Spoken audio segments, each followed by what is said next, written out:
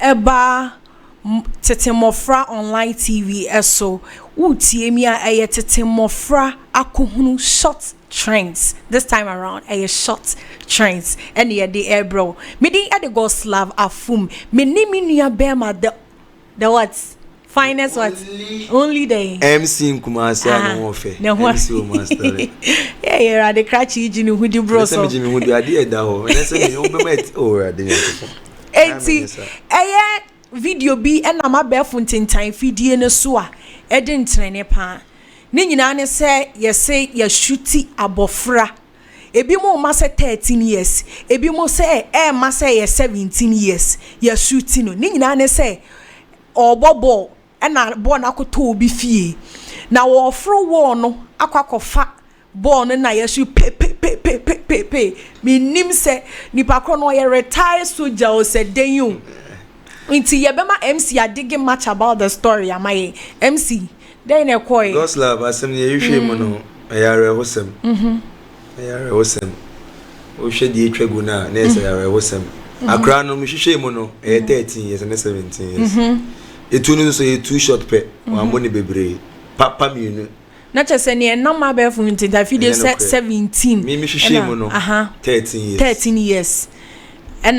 na Nchechemu chese no mo bobo sa street soccer ebi ha ni ne susane ebobi for pools ne sa stay ni sa agro ni bi no ana ball no koto ifira ni fie ho no okay ball no koto ifira ni fie ho no kan papa mu no o so okubom so ye obi fie se jata na da ho se krama na da ho se aboa ball ni bi na da ho nim o so obom dipa ko na mbia osako echi obi hu na oyubo ama ho ana akwani na adwen se obehura si wo ne so ono ane pe ehura si wo ne so akofa ne ball so ne ball no wodwene ho ne nkwa de wonwene ho de ntia me se akwana de 13 years ko 17 an ko bi hunyansa bi se minye ni sei ana minye ni sei ba wo ya akura ne ntina wantimi anwene ankwa echire ana okohuri si wo ne so papa no so pie na ana oteki action so na bia ye de edi ni da e bia comfortable ba ni fie Inti we yes ano when musa na sem say wo ko hen so si me wo so ye de papa o twa ne life na ebreben e na born e koto na ya no pa wi na emre enumre 4:30 to 5 asem krani na pon school na ye ko di agro kakra no ana asem ni siye ti na ye say enumre mu e fa ni say 5 pm the ntema mi bisa ho sa ne say me pesa me hwe time ansa na ma make comment na efie no so e wo nwura mu ana enumrem if we man nkran kodi agoro we nwuram there be one say fie bi won me new site ni patete ho enti nkran no mu di agoro but enye te say ye area ye ya amakoma safu kro from line no make us say ye new site town yeah man we need a new site new site you find say ebie by ebie ani pa sisi a won se ni party ho ne ade ni party wo but obi a hye ne dem sa na ade na koye tinkura no ye na ni ebi ye nya sipo a ye mfa won so apinti fie white say yellow and one say the ebobo no ni na experience bi ti akura ni minim situation no ti bon ko to fie ho no ni papa mu no o san konko bom ana be obi wo a wa mi aso what you respond that Uma ne papa mu sesen na wo ko hwese obi wo so sa yele ne papa mu sesen ade no osua yemfa angle ni mfiri se de osiane mo boy nipa no osua ena ball no wa ball amana kwa ida ebetimi mpa abase ball no because boy ye nipa ba ko na ebo ana echeche mu so tie ekire se no wanyini se nkura ni nina wanyini se nkura you get it so it could be say ebi krampa enyo no na ebo tu fie ho obi na aba to but onu na enyini wo mumu anase onu ni nipa wo betimi akwakofa ball na ba enu ntia na okokofa ai first one nipa no wo na wo huriye no me sure say I don't know akwane background but researcher me hu ne say akwano ne maame ne papa ntiase yes what ne nana ne say ne cousins and enti me point of view ne say sadie we say pa ne grandma ni kwan so mo de che papa no landlord no ni kwan so mo de che no emremu kwan so mo de channel dey ntina kronfo even kronfo ba ofie krampa emre bie ni hono ma mo wakonya se famra hye wonsa edi obi djuma obibie da sa ne na wa hefa like who does that see efunudifo sesen eye bear sa ebe we no eye bear like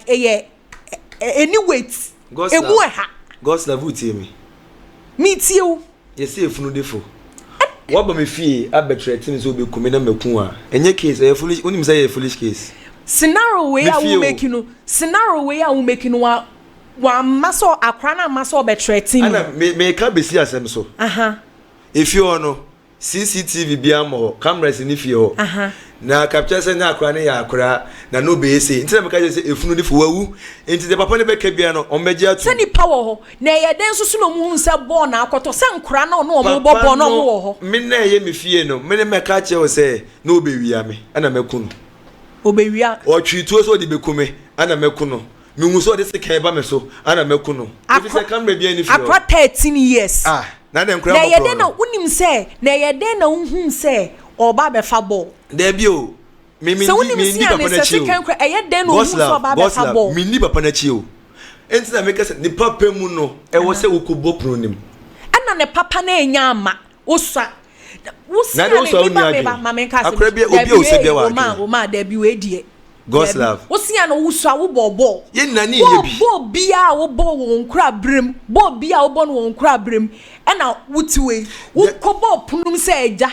na make say crampo like make say crab first crampa ye yinyini ba no most of your houses are na we fie no na gate ni anu e to bi fie kokofa mango kra ngwangwate mango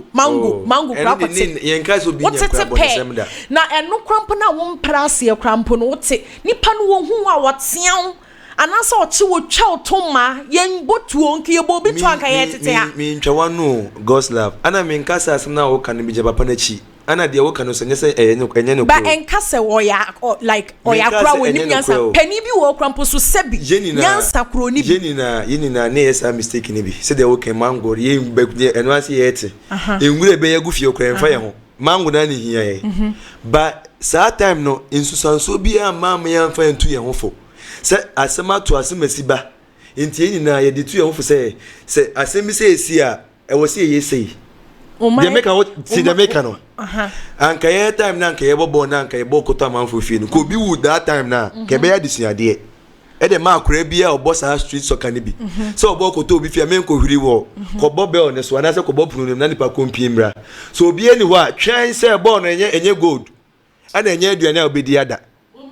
na wo ye tete not East Legon wrong me nye DB me a street boy debi ebia not East Legon me East Legon because so East Legon dia ene ye beka se eno de wo bobo koto obi fie a ye but nipa no ebi wo krampa wi akra mo bobo mapon school nipa no kra efie na bo na akotomu no monye she like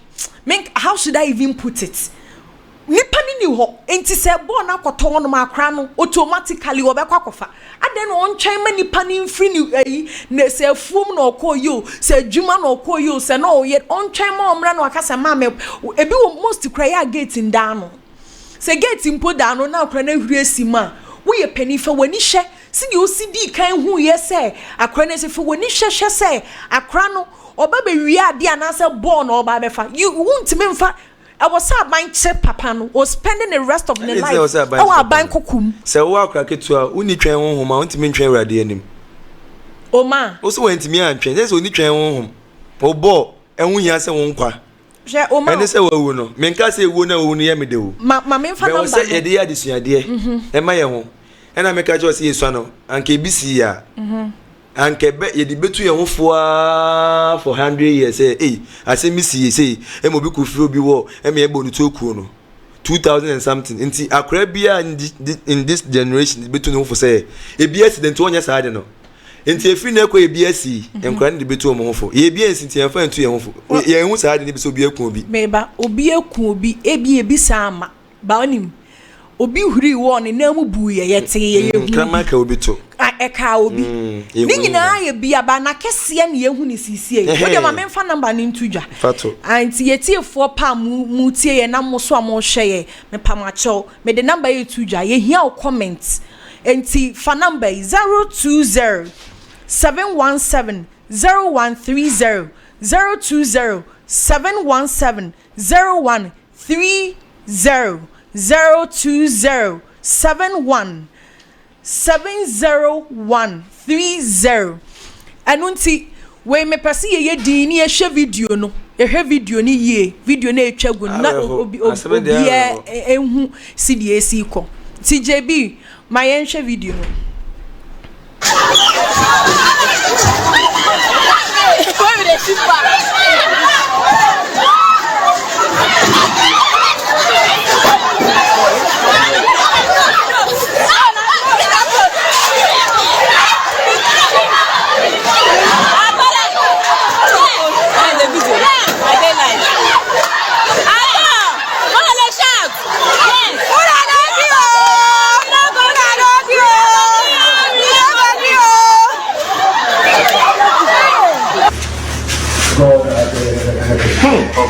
Na big boy.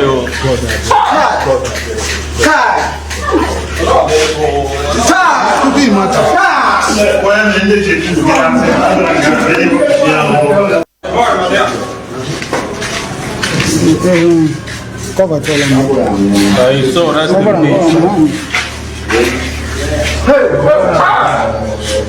the boy has been confirmed.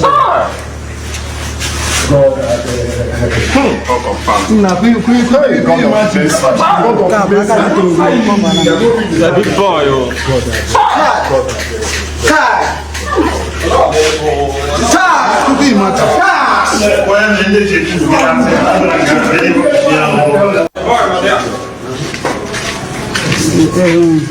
Cover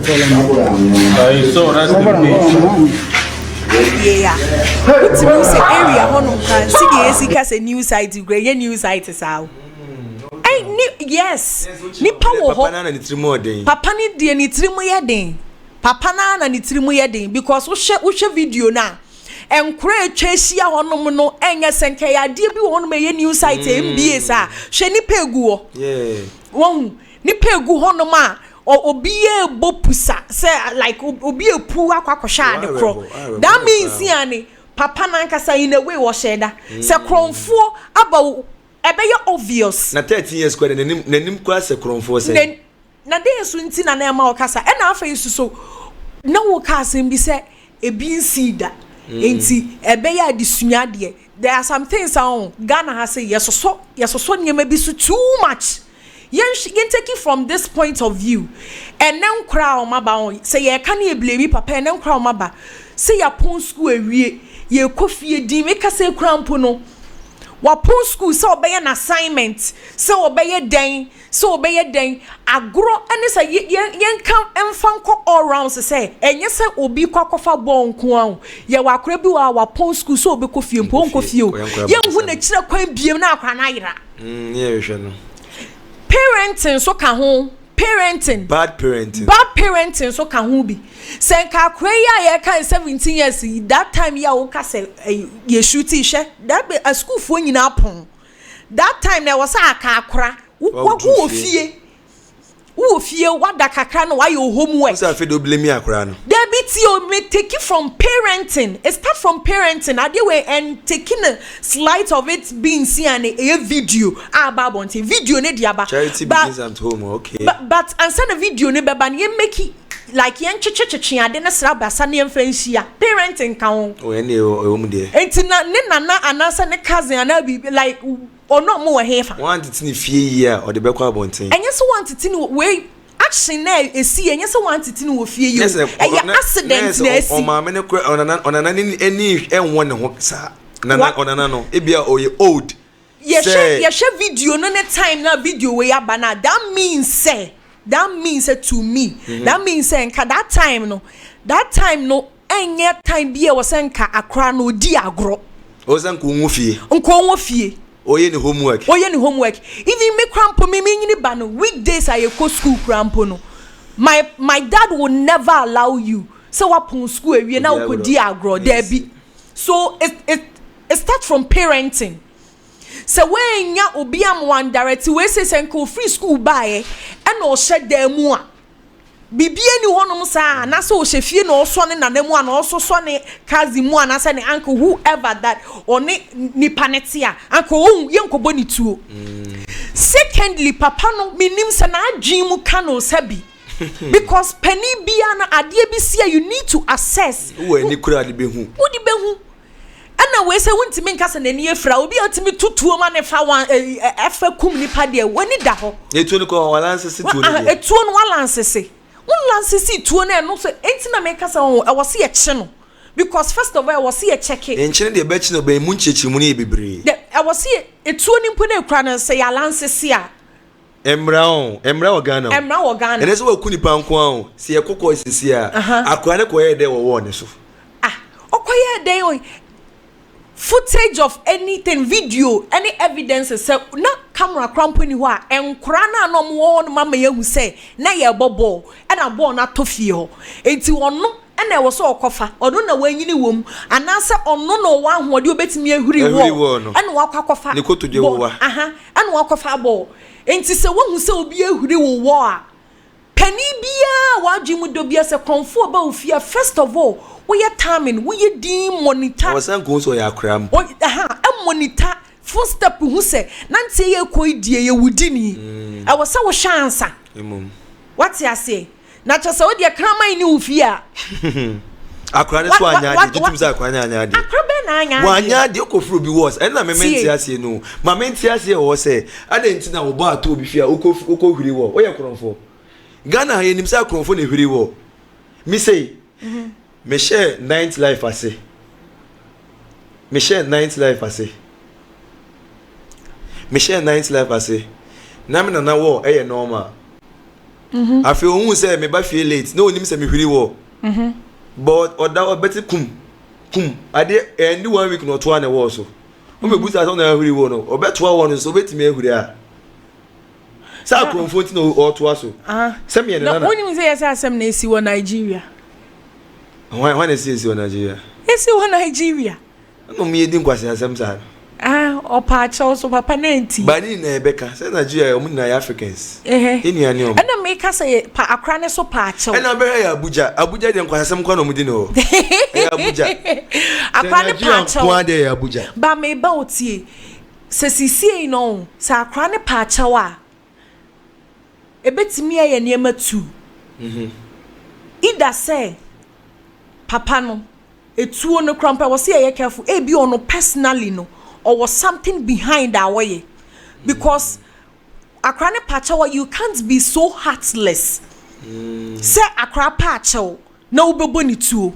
e bi obetia no ubetwa ne to na gosla unjin so say na papa say akra ne papa ne maame ewu na wonyin se papa no akra ne maame ware papa ya wekun akra yi ana odi nyin se ne kwahye papa no se be monyo obenya akra ne hotan bi se kun we die boss like my serious we be say asem we no untimi hu obi se ogira me wo so makunu bibi be wo ho untimi se ochiti na papa no so ode kwahye no na papa ne ye nyamra sem sa no o ye nyin tum sa ebetimi so aye no kure me I can boldly say papa no se wonyo obi a wakọ police mu pen military anything etu ne o se hwem etu no di kwa de o se hwehwem na wo se hwehwe ne background on say allegedly yenim say yes alatafo die mu pen kwase asem alatafo die nti it could be sa papa ni mpono papa no ebi mpo yes something behind the scene or di tuo ne ye because akra ne power chawa untimi nye so heartless no retire so just so bedroom make us see any ye minim se either so no or joining any military e be na wa retire or whatsoever but se ni nyina no onimu bia e no no awotuo ni wo ho na in how our trends ni si konedia that means say papa no or behind the scene or wa di bia ye fishia even the law need to check ni e chi ni ye na say bia 2 years na ke de be mana ye man a life no for sure God's love and my tie for who say court ne be decide Oh, say court there, court be decide. Say court there. Na then na ye de court in decide. Court dey obey decide. But once asam ba obia God sir, when you say asem we bit my foolish case. Oh, say ne dey. Say papa was capacity what me ku obi just like that na bit my foolish case. Ene dey. Papa make me say ni nice bibi so. If it's want me ku obi just like that say ojina me wo so. Well, so this is the trending story. Say minim say well entina ya wonim say ya ma ejafo ya say ejafo de omuni abadaye papa ni fia papa ni fia bibia say me kem ne nana ye oneneti o ye very old okuta poma and after no be won say justice we be go school pon say bra fie e de be menkodi agro nana ne ntimi nya adwuma we me sha kwana na so den me ken na so den say de wo kan menko ho na me firi ba na kebe ebede hu say nkra ni na ebobo woni ebe yu say kohwiri wo Debbie, but akura boni a woni ebe yu say kohwiri wo no Debbie say ukohwiri wo anase say but me woni say on mistake ne de e bia wo beka say akra na hwiri wo no why a mistake but say akra ye mistake a wo so pani no wo ye mistake e bro so eni kwan say yes sir na wo say ka correct akra baby na ju ase say kro no wo ho papa ne bia de edi saa e wo say won timase o me de meka bia ye real e bia kro fa ba ne fie 1 2 3 e bia kwa ne be 4th time ti also finishing studio Nigeria ho na akra bi ko wia gari keke sa video na che omo akwa ne kun no se do bia ko wia car gari o ti Nigeria de ye be dai o me say ya Abuja se minim ho makwa wada inti oma yemfa story we say ANC very very sad na even cry your grandpa na nsen ya nyini ye ya ebi we to yaduane kakra ya de enye easy o so we sha kra sa mo aba bedru sa me make sa no pakra ne nakasa na ade esa pese akwa na obi aboni tu enye easy sa ne na se obi aboni tu so o show best school na teacher nya fa so oba ne nsuan de Obefet me say ya na ko jimi na no go me just go you see that adisunya obi nsuya ni obi ayewu no e difference is wo mo odo bako new mission no ntua onsuya de a new mission chain say akura na ewu new mission e say ewu no say papa bi oton obi kinka ka bo na ma me no edwuni kinke no papa na aka na bo no de say na ebubu say we emfa ne ho kinke no me kinke we me pa no ni si say pecha